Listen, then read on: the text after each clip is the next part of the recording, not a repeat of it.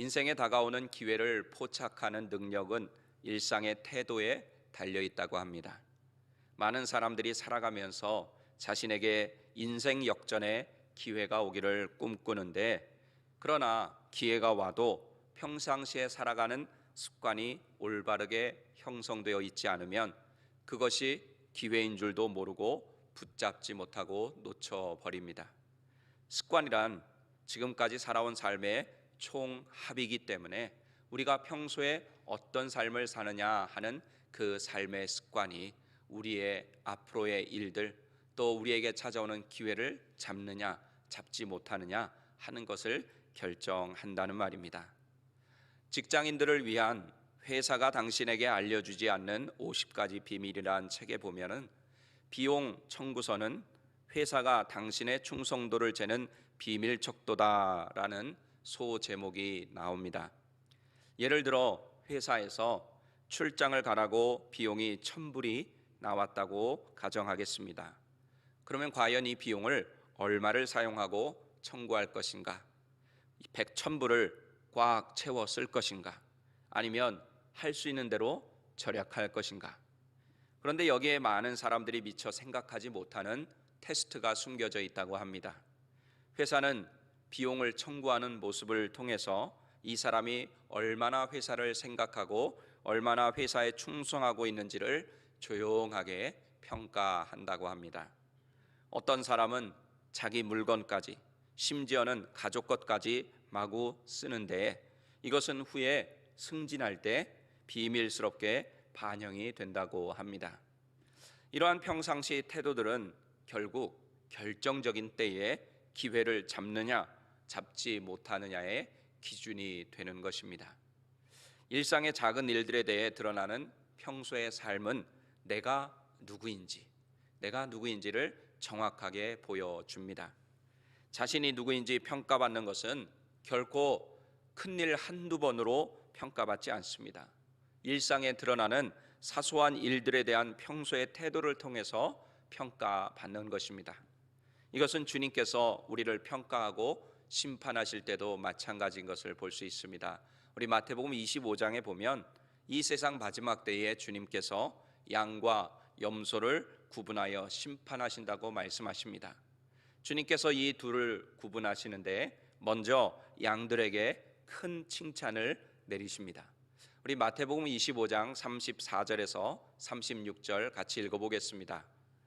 그 때에 임금이 그 오른편에 있는 자들에게 이르시되 내 아버지께 복받을 자들이여 나와 창세로부터 너희를 위하여 예비된 나라를 상속받으라.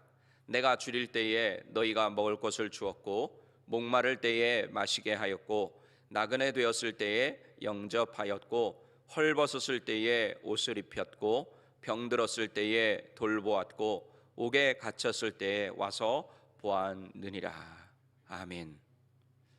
그런데 놀라운 것은 그 다음의 성경 구절을 보면 이 칭찬을 받은 당사자들은 정작 주님이 그 하시는 말씀을 이해하지 못했습니다. 우리 이어서 같은 마태복음 25장 37절에서 39절을 같이 읽겠습니다. 이에 의인들이 대답하여 이르되 주여 우리가 어느 때에 주께서 줄이신 것을 보고 음식을 대접하였으며 목마르신 것을 보고 마시게 하였나이까? 어느 때에 나그네 되신 것을 보고 영접하였으며 헐벗으신 것을 보고 옷 입혔나이까? 어느 때에 병드신 것이나 옥에 갇히신 것을 보고 가서 배웠나이까? 하리니. 아멘.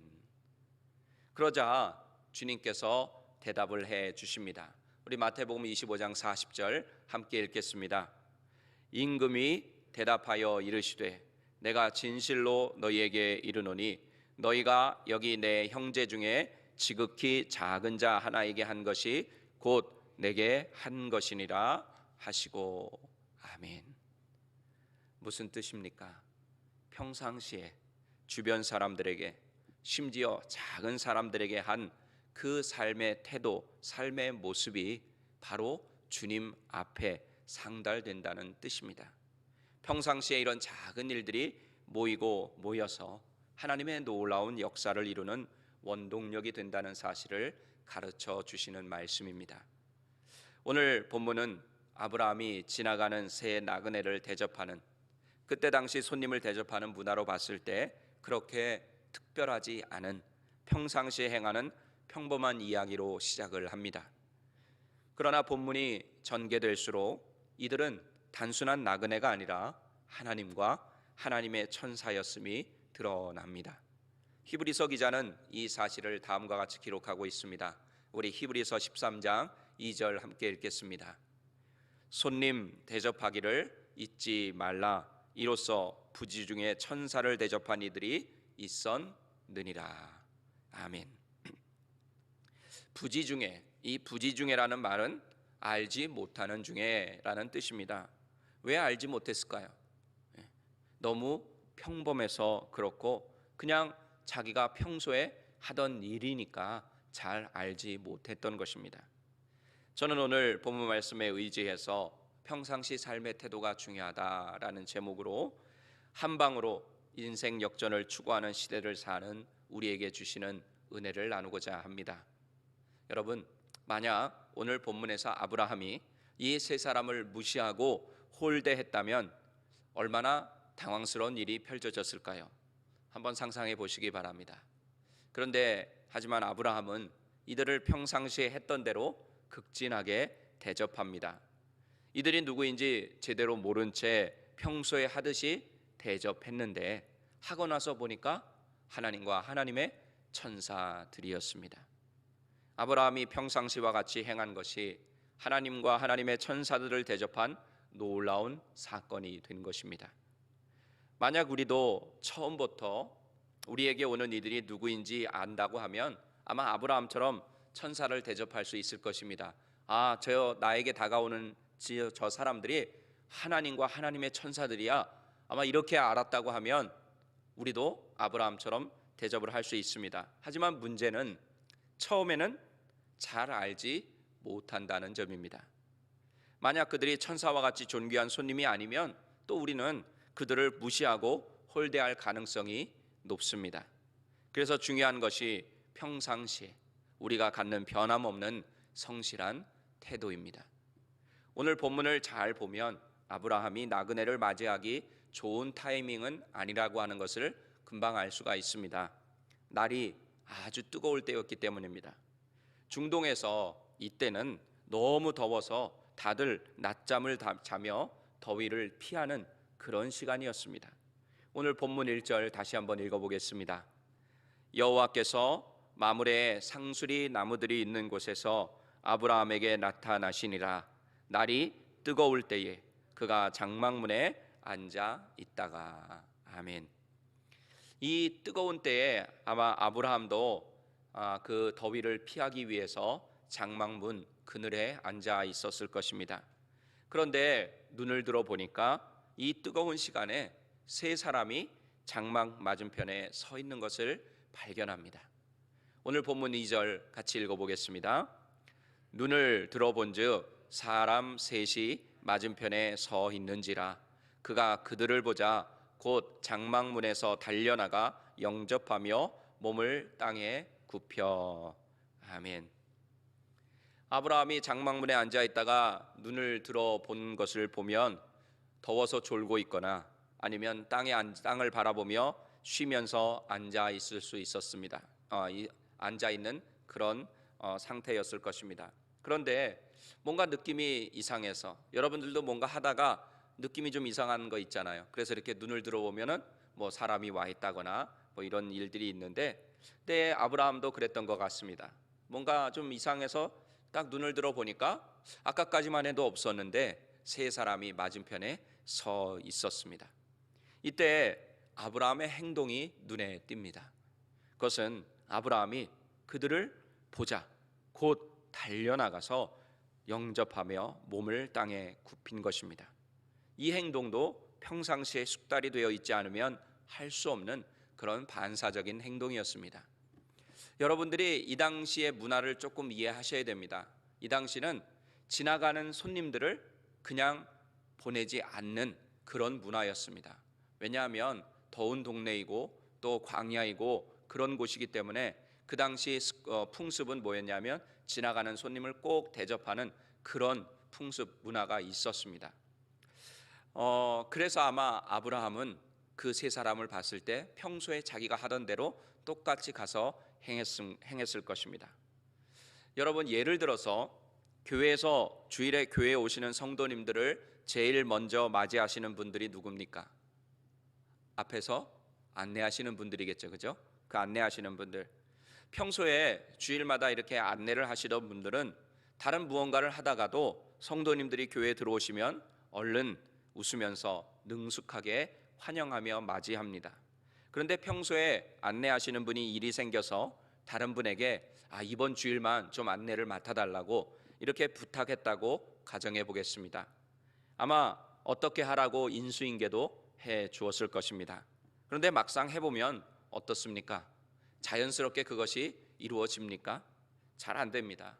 한다고 하지만 왠지 어색하고 또 자연스럽지 못합니다. 그런데 아브라함은 갑자기 나타난 이들의 모습에 전혀 당황하지 않고 거의 본능적으로 반응하고 있는 것을 볼 수 있습니다. 오늘 본문 3절에서 5절 같이 읽어보겠습니다. 이르되 내 주여 내가 주께 은혜를 입었사오면 원하건대 종을 떠나 지나가지 마시옵고 물을 조금 가져오게 하사 당신들의 발을 씻으시고 나무 아래에서 쉬소서. 내가 떡을 조금 가져오리니 당신들의 마음을 상쾌하게 하신 후에 지나가소서. 당신들이 종에게 오셨음이니이다. 그들이 이르되 내 말대로 그리하라. 아멘. 자, 여기가 아브라함이 주께 은혜를 입었사오면 이렇게 기록되어 있으니까 아브라함이 처음부터 그 세 사람이 하나님과 또 천사들이었다고 하는 것을 아는 것 아닙니까? 이렇게 생각하실 수 있지만 이것은 그 당시 손님을 대접하는 그런 방식이라고 합니다. 그렇게 표현을 하는 그런 문화였다고 합니다. 그래서 거기에 따라서 아브라함도 겸손하게 그들에게 말을 한 것입니다. 나중에 음식을 급하게 준비하는 것을 봐서 아마 아브라함의 장막에도 준비된 음식은 없었던 것 같습니다. 하지만 아브라함은 그들을 대접하겠다고 한 것입니다. 우리 같으면 어떻습니까? 특별히 이렇게 이민 와가지고 바쁘게 살아가는데 대접할 것도 없는데 손님이 느닷없이 닥치면 당황하기도 하고 또 예의 없다고 하면서 속으로 불평을 할지도 모릅니다. 하지만 아브라함은 그렇게 하지 않았습니다. 오늘 본문 6절에서 8절 어떻게 손님을 대접했는지 한번 같이 읽어보겠습니다. 아브라함이 급히 장막으로 가서 사라에게 이르되 속히 고운 가루 세 쌀을 가져다가 반죽하여 떡을 만들라 하고 아브라함이 또 가축대 있는 곳으로 달려가서 기름지고 좋은 송아지를 잡아 하인에게 주니 그가 급히 요리한지라. 아브라함이 엉긴 젖과 우유와 하인이 요리한 송아지를 가져다가 그들 앞에 차려놓고 나무 아래에 모셔 섬에 그들이 먹으니라. 아멘. 여러분들도 교회에서나 또 가정에서 또 집 손님들을 섬기는 일을 해 보셔서 알지만 이렇게 갑자기 손님이 오면 평소에 하던 것도 잘 못하는 때가 있습니다. 당황합니다. 귀한 손님이면 더 그렇습니다. 그런데 아브라함은 기다렸다는 듯이 척척 해내는 것을 봅니다.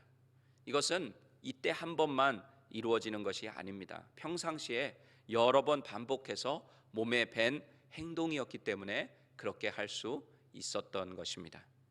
그리고 여러분도 본문을 읽어서 아시겠지만 아브라함이 준비한 요리의 양을 볼 때 세 사람을 위한 양이라고는 할 수 없을 만큼 굉장히 많은 것을 알 수가 있습니다. 즉 집안 모든 사람이 먹을 정도의 그런 잔치 요리였습니다.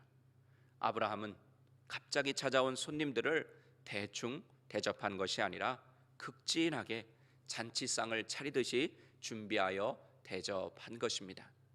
결국 평상시 아브라함이 손님을 대접하는 것이 습관처럼 몸에 배어 있어서 오늘 본문에 나오는 대로 하나님과 천사들을 대접한 결과를 가져온 것입니다. 우리도 우리의 신앙생활도 비슷하다고 생각합니다. 우리도 평소에 예배드리는 습관이 되어 있지 않으면 예배드리자고 할 때 불편해합니다.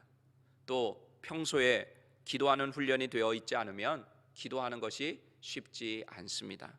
또한 평소에 봉사하는 것이 몸에 배어 있지 않은 분들은 봉사하는 것이 또한 쉽지 않습니다.